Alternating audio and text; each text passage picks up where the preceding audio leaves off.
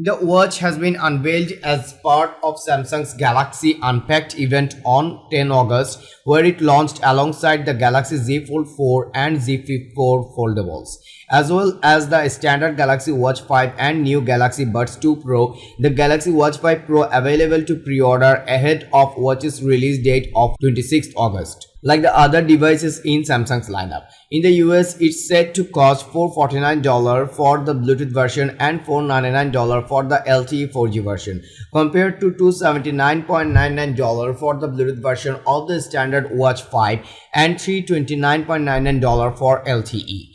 That's quite a jump for the leap in design quality, bigger battery and enhanced GPS features. In the UK, the Watch 5 Pro is set to cost €429 for Bluetooth version and €479 for LTE version.